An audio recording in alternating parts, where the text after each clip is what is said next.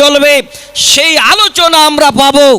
আশা করি আপনাদের আমাদের সকলের খোরাক এই কোরআন এবং হাদিসের মধ্য থেকে ইনশাআল্লাহ আমরা পেয়ে যাব। এবার আসেন,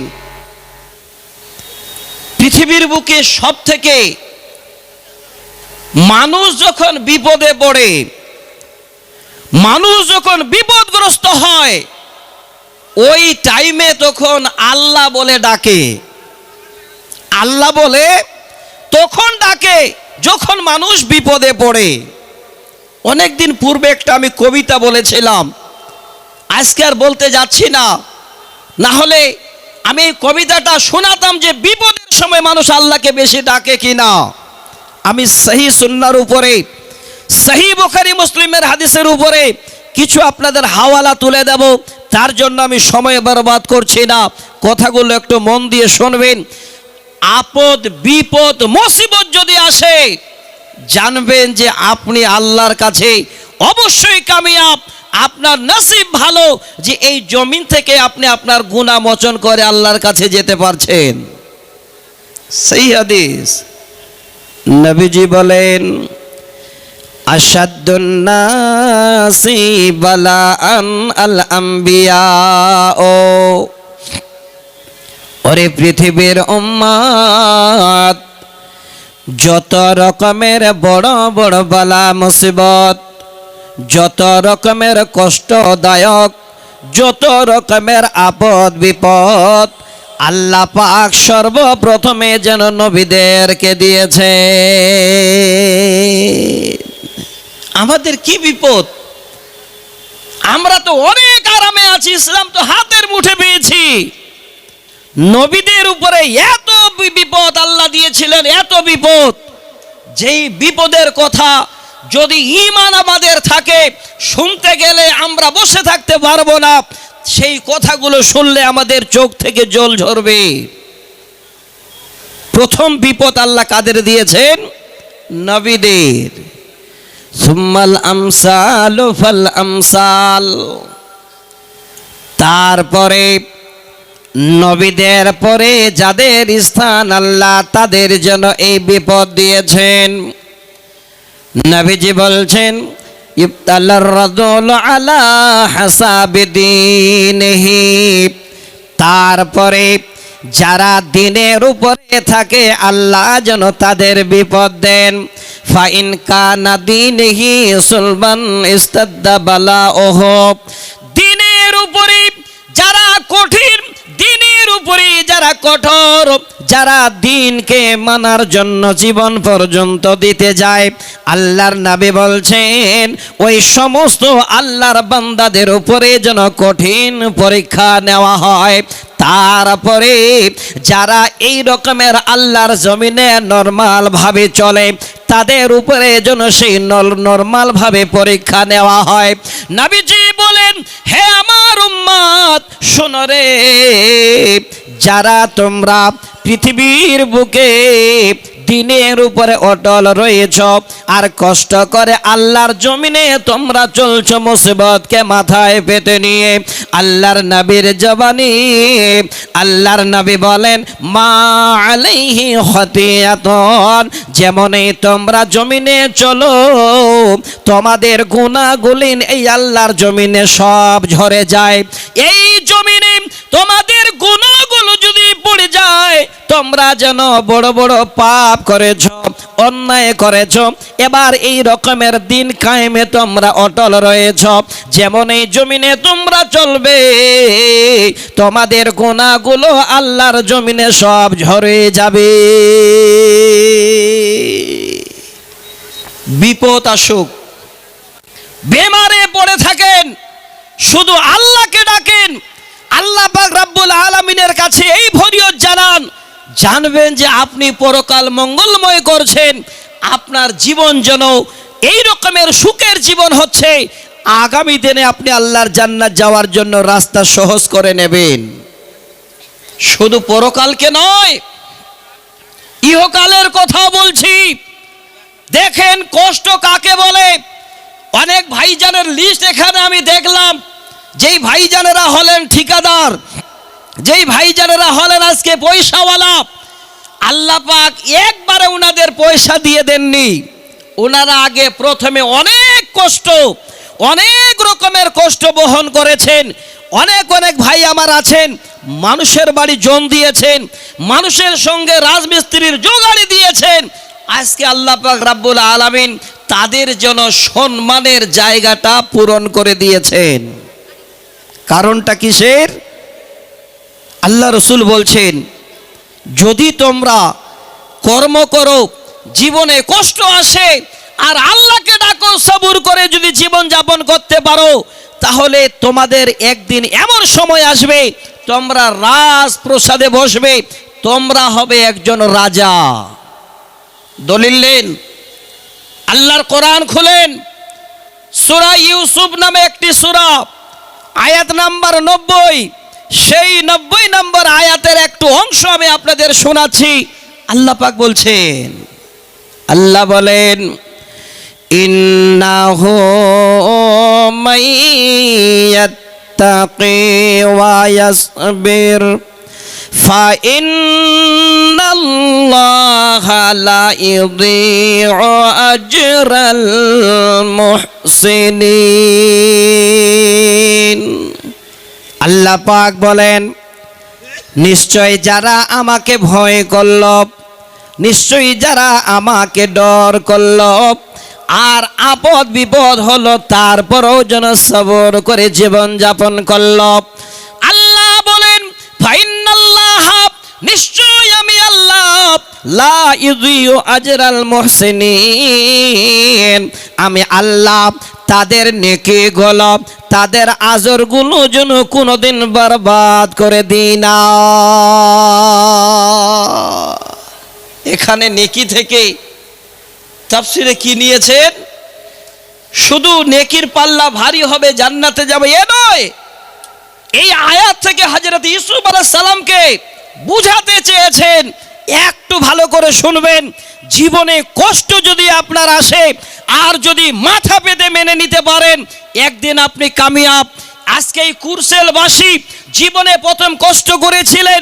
আপনাদের মাদ্রাসাটা ছিল কাঁড়ি দিয়ে, বিন্নার বেড়া দিয়ে, পাটখড়ির বেড়া দিয়ে। আজকে সেই মাদ্রাসা যেন শাহানশাহ ইউনিভার্সিটি তৈরি হয়ে গেছে। শুধু একটা নয়, 2টা মাদ্রাসা হয়েছে। এটাই হলো আমাদের সবুর বা কষ্টের ফল। দেখেন, হযরত ইউসুফ আলাইহিস সালামকে ভাইরা কুয়ায় ফেললো। অনেক কথা লম্বা, আমি বলছি না, খালি এইভাবে তাকিয়ে বললেন, ভাইরা আজকে তোমরা আমাকে পড়ে ফেলে দিচ্ছ, একটুকু তোমাদের দুঃখ হয় না? আমার দিকে তাকিয়ে একটু তোমাদের মায়া হয় না? তারা এত বড় নিষ্ঠুর, হযরত ইউসুফ আলাইহিস সালামকে কুয়ায় ছেড়ে দিলেন। কে ছিল সেখানে? কোনো ভাই ছিল না, কোনো দাদা ছিল না, কোনো গ্রামের মানুষ ছিল না, একাই কুয়ায় পড়ে গেছেন।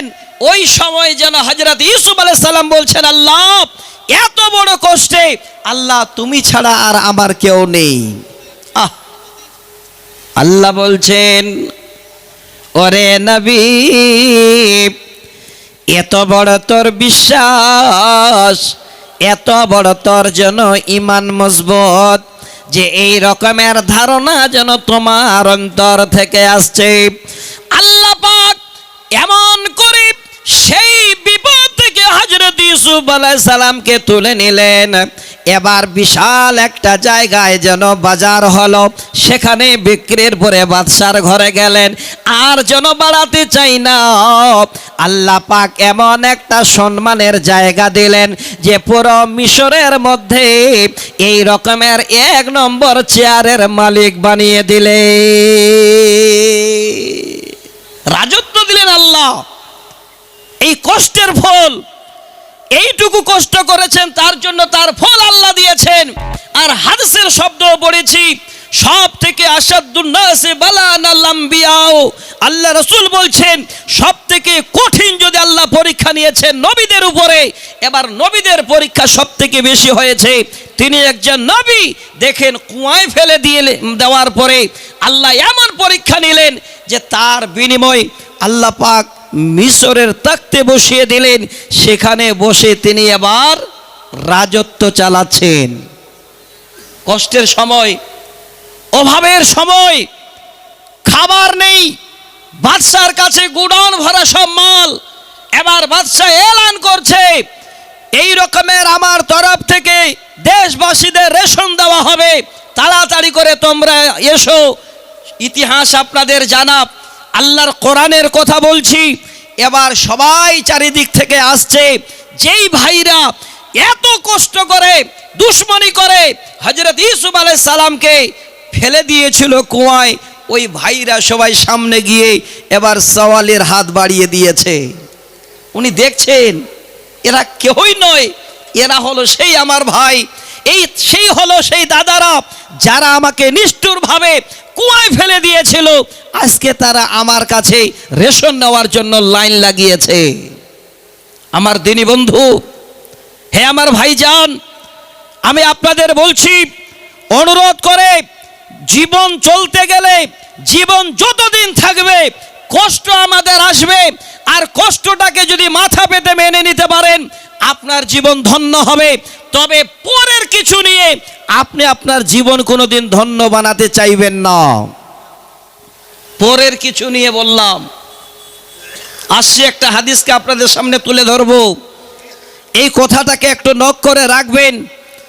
কষ্ট হবে নিচে, আপনি নিজে কর্ম করুন, অপরের উপর চাপ দিয়ে কিছু নিয়ে আপনি বাদশা হতে পারেন না। আরেকটা বুখারীর হাদিস শোনাচ্ছি। আজকে ইসলাম আমাদের কাছে কত হাতের মুঠে। আজকে যদি এই রকমের আমরা আল্লাহ রসুলের কাছ থেকে এই বার্তা না পেতাম, তাহলে আমরা মানুষ হয়তো এত কষ্ট বরদাস্ত করতে পারতাম না যত কষ্ট আল্লাহ রসুল নবীরা করেছেন। এটা একটা নমুনা আমাদের। হযরত আয়েশা সিদ্দিকা রাদিয়াল্লাহু তাআলা আনহা,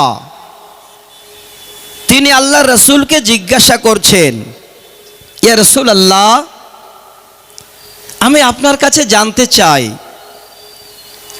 উহুদের দিনের থেকে এর থেকেও বেশি কি কোন ওই রকমের আপনার জীবনে কষ্টের কোনো দিন এসেছে গো নবী? দেখবেন সহিহ বুখারীর হাদিস।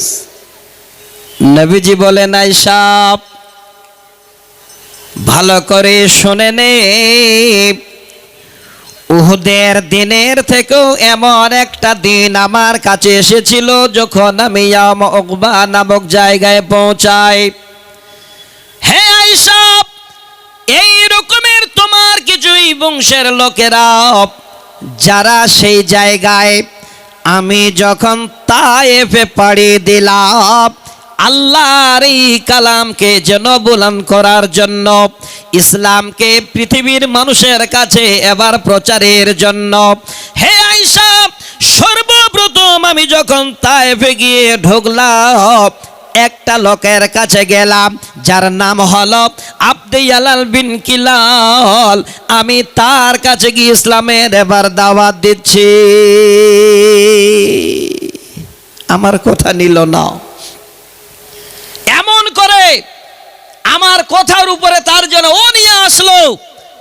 সে এমন একটা আমার সঙ্গে ব্যবহার করলো যে সেই তায়েফবাসী যেন বাচ্চাদের দিয়ে আমার উপরে, আমার গায়ে তারা আঘাত করতে লাগলো।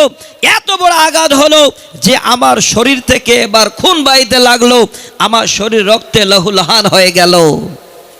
কেউ নেই আমার পাশে দাঁড়াবে, একজনও নেই। আমি মনের দুঃখে সব মাথা পেতে মেনে নিয়ে সেখান থেকে একটু আমি বেরিয়ে গেলাম, একটা জায়গায় দাঁড়ালাম। জায়গাটার নাম হলো কারনুস সালিব।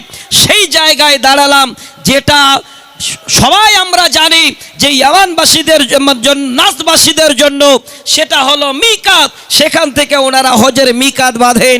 সেখানে আল্লাহ রসুল দাঁড় হলেন। দয়ার কান্ডারি নবীজি আমার দাঁড়িয়ে আছেন, সেখানে আগে পিছে কেউ যেন নবীর নাই। সেই কঠিন দিনে আল্লাহ রাব্বুল আলামিনের ওয়াদার এক খণ্ড মেঘ এবার ভেসে এসে নবীর মাথার উপরে যেন এবার দাঁড় হয়ে গেল। নবী যেন ছায়া পেয়ে গেলেন, শরীর থেকে রক্ত ঝরছে। অনেক নবীর আমার জন্য কষ্ট হয়েছে। মেঘ এসে মাথার উপরে দাঁড়িয়ে গেছে। ইতিমধ্যে আল্লাহর একজন ফেরেশতা নবীর সামনে এসে হাজির। এসে বলছেন, মুহাম্মদ সাল্লাল্লাহু আলাইহি ওয়াসাল্লাম, একটু পড়বেন, আপনার সঙ্গে যে দুর্ব্যবহার তারা করেছে আল্লাহ সব শুনেছেন, সব দেখেছেন। তবে শোনো ওগো নবী, আমি হলাম এই পাহাড়ের ফেরেশতা। এই পাহাড়ের দায়িত্বের জন্য আমাকে আল্লাহ দিয়েছেন। আমি সেই পাহাড়ের ফেরেশতা নবী গো, তোমার কাছে এসেছি। একবার খালে আমার কথাটা শোনো। ইয়া মুহাম্মাদ যালিকা ফি মাশিতা ইন শিতা আন উদবিকা আলাইহিমুল আকশাবাইন। হে নবী, একবার শুধু খালে তুমি বলো, ওয়াদার করো, তুমি যদি বলো আমি এই পাহাড়ের ফেরেশতা সমস্ত রকমের লোকজনকে যারা আপনাকে কষ্ট দিয়েছেন দুইটি পাহাড় এইভাবে করে নিয়ে এসে একসঙ্গে করে দিয়ে জীবনের মতো তাদের জন্য আমি পিষে গুঁড়ো করে দেব। নবী আমার দাঁড়িয়ে আছেন। জীবনের এত কষ্ট, এত আঘাত, শরীর থেকে যেন খুন বাইছে, তারপরেও আল্লাহ নবীর মুখে এইটুকু কথা বের হলো না। এত বড় নবী যেন সাবির ছিলেন, এত ধৈর্যশীল ছিলেন। উনি এবার বলছেন, ওরে ফেরেশতা শোনো, আমি নবী যেন আমার কথাটা তোমাকে জানাচ্ছি। বাল আরদু আইখরিদাল্লাহু মিন আসলাবিহিম ওয়া মাইয়াবুদুল্লাহ ওয়াহদাহু ওয়া লা ইউশরিকু বিহি শাইয়্যা। আল্লাহর নবী এবার সুন্দর করে ফেরেশতাকে বার্তা দিলেন, ওরে আল্লাহর ফেরেশতা শোনো, না না না, আমি এই রকমের জন্য অর্ডার দিতে পারি না। কারণ হলো আজকে তারা আমাকে চিনতে পায় না, আমাকে এত বড় কষ্ট দিয়েছে, আমি এত বড় কষ্টে পতিত হয়েছি। আমি এই জন্য এই দোয়া কোনোদিন করব না বা তোমাকে অর্ডার দেব না।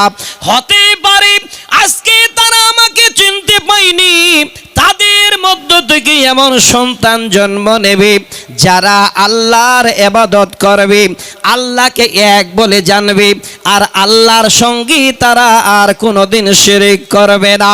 আল্লাহর হাবিব ধৈর্যের পাহাড় বুকে বেঁধে নিয়ে এই জন্য কথা বললেন।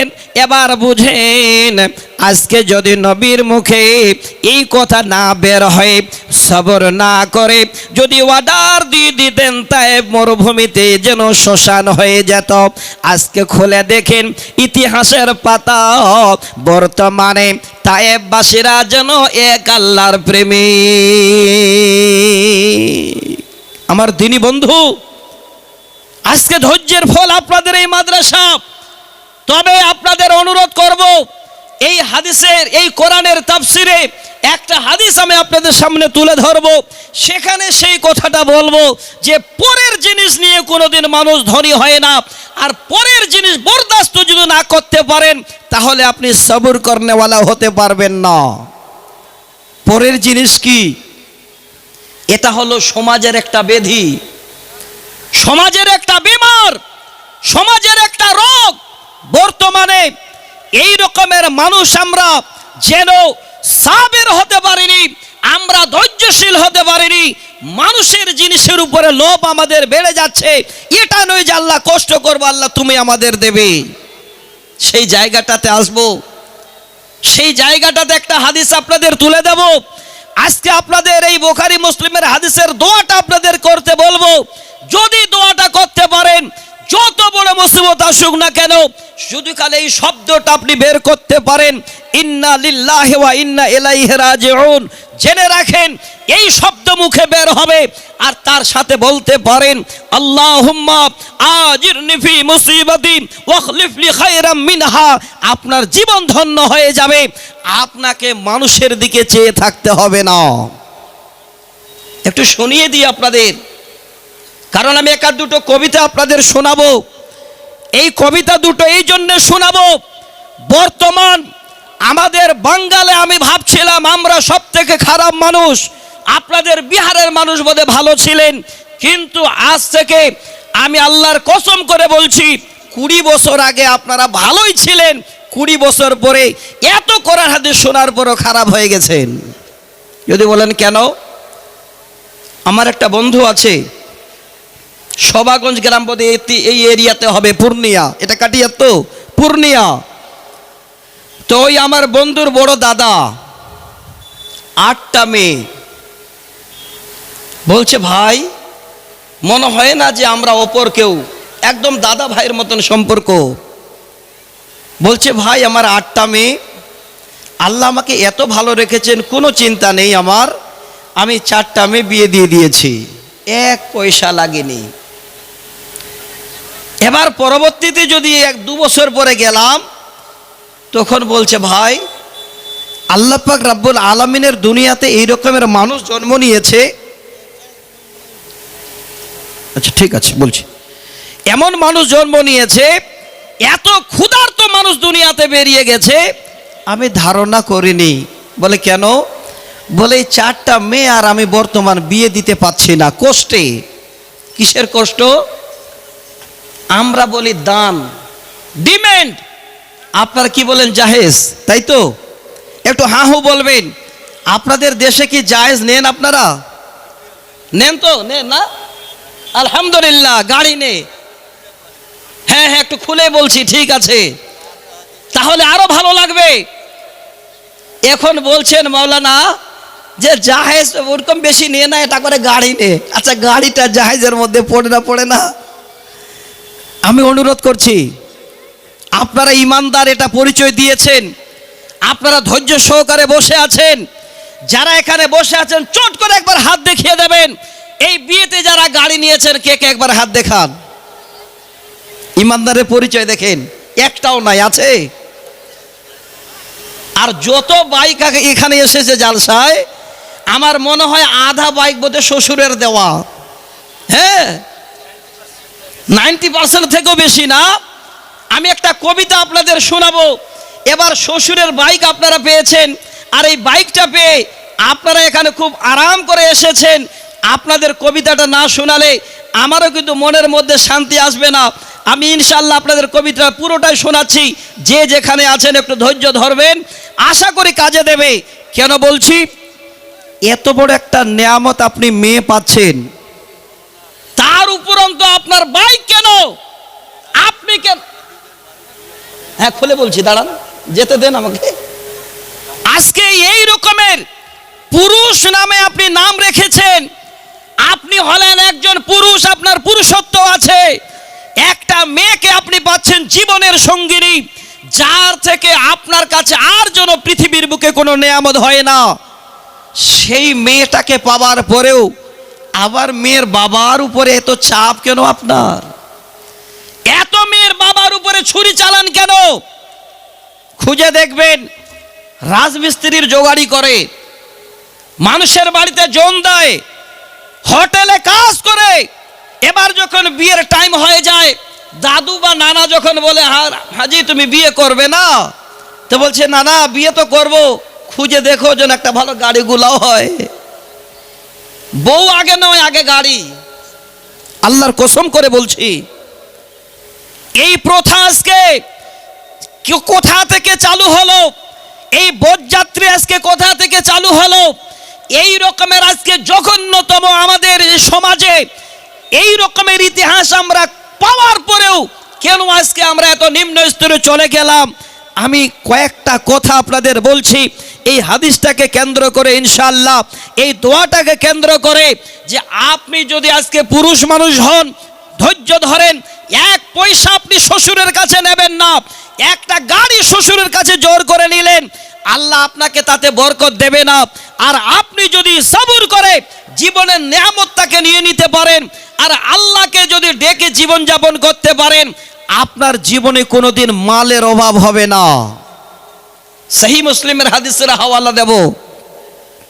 কিন্তু এখন এই বাইকটা সবারই জন্য মনে হচ্ছে ফরজ হয়ে গেছে। এই যে কিছু কিছু জিনিস ফরজ আমাদের জন্য, এই ইসলামের খুঁটি পাঁচটা, তার মধ্যে আমরা জানি আল্লাহকে সাক্ষ্য দেওয়া, তারপরে যাকাত দেওয়াটাও ফরজ যাদের মাল হয়েছে। কিন্তু এখন বর্তমানে ছেলেরা আমরা ভাবছি একটা বাইক নেওয়া আমাদের জন্য ফরজ। বাইক নিয়েছেন ঠিক আছে, আপনি ডিমেন্ড নেবেন না, জাহেজ নেবেন না, ছুঁড়ে ফেলে দিন। আপনার যদি পুরুষত্ব থাকে, আপনি যদি একজন আল্লাহর নবীর উম্মত হন, এই রকমের কোনোদিন অপরের জোর করে কোনো বাইকে হাত দেবেন না। আজকে আপনি এই এতেকাদ করে যান, 6 মাসের মধ্যে আল্লাহ আপনাকে বাইকের ব্যবস্থা করে দেবেন। যদি বলে কি করে, হযরতে জুলাইবিবের হাদিস আপনাদের জানা আছে, খুবই আলোচনা করেছি আমি হযরতে জুলাইবিবের হাদিস, যে এত গরিব, দেখতেও ভালো নয়, বিয়ে করলেন, বিয়ে করে বাড়ি ঢুকলেন, খাবার যখন নেই বাড়িতে, নফল ইবাদত করেন, আল্লাহকে রাজি করার জন্য তারা নামাজ পড়েন, আল্লাহ পাক এত বড় যেন রাজি হয়ে গেলেন। সেই সময় বলা হচ্ছে আনসারীদের মধ্যে আল্লাহ এত ধনমাল দিয়েছিলেন যে জুলাই বিবির স্ত্রীর মতো কেউ যেন দান সাদকা করতে পারতো না। আজকে এই জায়গায় আমরা পৌঁছে গেছি। আর যুবক ভাই, আপনারা আমরা সবাই আজকে জাহেজ নিয়ে আর শ্বশুরকে এই রকমের মাথায় চাপ দিয়ে শ্বশুরের সঙ্গে সম্পর্ক নষ্ট করেছি। পরের বাবার গাড়ি তো গায়ে লাগে না, লজ্জাও লাগে না। আপনি যে বাইকটা চালাচ্ছেন, শ্বশুর ঘরে ঢুকছেন, আপনার আদব কায়দাও পর্যন্ত হারিয়ে ফেলেছেন, আপনার বাইক চালার কায়দাটাও যেন নেই। কবিতাটা নোট করবেন। যদি নিজের কামাই করা গাড়ি হয়, তাহলে ওই গাড়িটা খাল উঁচাতে আপনি এত উড়াবেন না। আর যদি শ্বশুরের দেওয়া গাড়ি হয়, আপনার কোনো রকমের মায়া থাকবে না। আর যদি ফকটিয়া তেলটা আবার বাবার কাছ থেকে নিতে পারেন। কবি বলছেন, বাইকটা দিচ্ছে শ্বশুর মশাই, আব্বা দিচ্ছে তেল, তাই তো আমার গাড়ির সাথে জেট বিমান ফেল। শ্বশুর বাড়ি ঢুকছে, আমরা স্করপিও গাড়িতে আসছি, তো স্করপিও গাড়ি যদি একটু স্লো করছে তো বাইক আগে সাঁ করে পেরিয়ে যাচ্ছে, রাস্তা ছোট। নিজের পয়সা দিয়ে কিনা হতো তাহলে দরদ লাগতো, কিন্তু এটার দরদ আজকে নেই গো দিনী বন্ধু। জানে যেটা ফকটিয়া বাইক আছে। শুনবেন, আমি কবিতাটা আপনাদের সামনে তুলে দিচ্ছি খুব মনোযোগ সহকারে, যে আপনার আমার পরিণতি কি হবে শেষে একটু ভেবে দেখেন। কবি যেন বললেন, বাইকটা দিচ্ছে শ্বশুর মশাই, আব্বা দিচ্ছে তেল, তাই তো আমার গতির সাথে জেট বিমান ফেল। দুর্ঘটনা ঘটলে ঘটুক, দুর্ঘটনা ঘটলে ঘটুক, আমার কিসের ভয়, গেলে যাবে বাপ শ্বশুরের, আমার কিছু নয়। তেল তো বাবার, বাইক তো শ্বশুরের, আমার আবার কি? চালাচ্ছে, উড়াচ্ছে। চললে আমার মোটর গাড়ি, চললে আমার মোটর গাড়ি, জোরসে মারো টান, কে কি বলে শুনবো না, আজ ধরছি চেপে কান। বলে ভাই একটু আস্তে আস্তে, বলে হন না, আরো উড়াচ্ছে। আহা আহা কি মনোরম গায়ের বাঁকা রাস্তা, 100 কিলো ঘুরে এসে করবো রে আজ নাস্তা, এমন গতি তুলবো রে আজ আমার গতি দেখে, এমন গতি তুলবরে আজ আমার গতি দেখে থমকে যাবে পথের পথিক পন্থ চলা রেখে। গতির চোটে কাঁপছে মানুষ, গতির চোটে কাঁপছে মানুষ, উড়ছে পথের ধুলো, লাফিয়ে উঠছে পথের ধারের বান্দা ছাগলগুলো। গতি আরো বাড়িয়ে দিলাম, গতি আরো বাড়িয়ে দিলাম প্রতাপে স্বরূপ, হঠাৎ দেখি সামনে একটা বিশাল বড় গরু, তা উড়াচ্ছে। রাস্তা ছোট, গরুতে রাস্তায় গরু বাঁধা আছে, তারপরেও নতুন জামাই উড়াচ্ছে শ্বশুর গ্রামে এসে। কবি যেন বলেন, ধাক্কা লেগে হোন্ডা আমার, একটা গরু দাঁড়িয়ে থাকলে তো তার দুর্ঘটনা ঘটবেই। ধাক্কা লেগে হোন্ডা আমার পড়ল গিয়ে খাদে, আমার তখন হুঁশ ছিল না, ফিরছে দুদিন বাদে। দুদিন বাদে জ্ঞান ফিরলে, দুদিন বাদে জ্ঞান ফিরলে চেয়ে দেখে ভাই, আমার যে দুই পা ছিল তার একটা সাথে নাই। এমন দুর্ঘটনা যে ডাক্তার একটা পাও কেটে ফেলে দিয়েছে, ঘটছে। এবার আমি আপনাদের কাছে অনুরোধ করছি, একটু ধৈর্য ধরবেন। আব্দুল জব্বার বাপ में सोहरा भाजी 7 কাঠা জমিন দিয়েছে। আল্লাহু আকবার। এই কথাটা না বলে আমি আর কবিতা বলছি না। দেখেন আল্লাহ পাক রব্বুল আলামিন এই রকমের আল্লাহর বান্দাকে তৈরি করে রেখেছেন এই কুরসেলের মাটিতে। এটাও হলো একটা সবুরের ফল।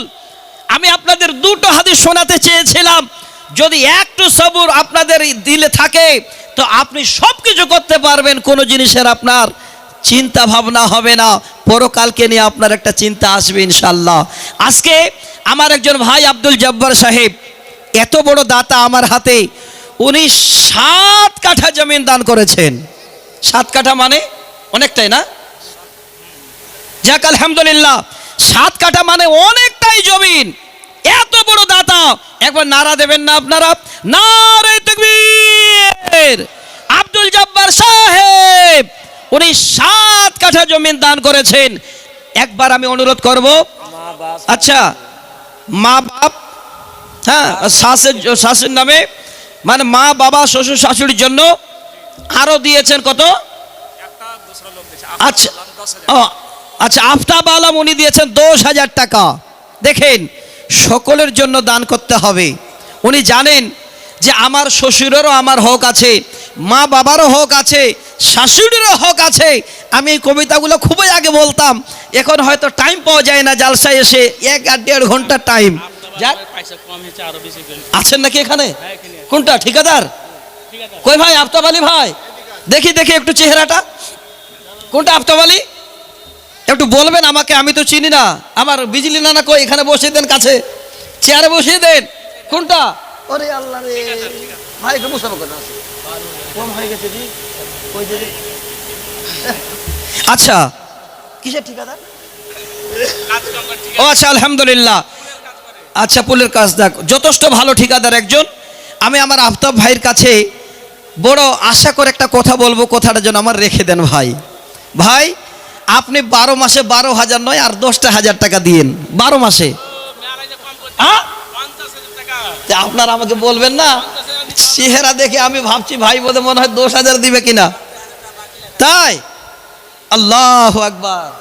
ভাই তাহলে আমি ঠকে গেলাম। হ্যাঁ, 50 কত? আচ্ছা যাক, আমি তো জানি না ভাই, আমি কথাটাকে ঘুরিয়ে নিচ্ছি। আসলে কি সুন্দর নাম। কথা ছিল আফতাব ভাই এই গ্রামেতে সম্মানের জায়গা পেল আল্লাহর তরফ হতে। এত বড় ঠিকাদার ভাই আফতাব নামেতে এসে দান দিতে চায় আল্লাহ তোমার রাহেতে। আচ্ছা দেন ভাই, যান, হয়ে যাবে ইনশাআল্লাহ, হয়ে যাবে।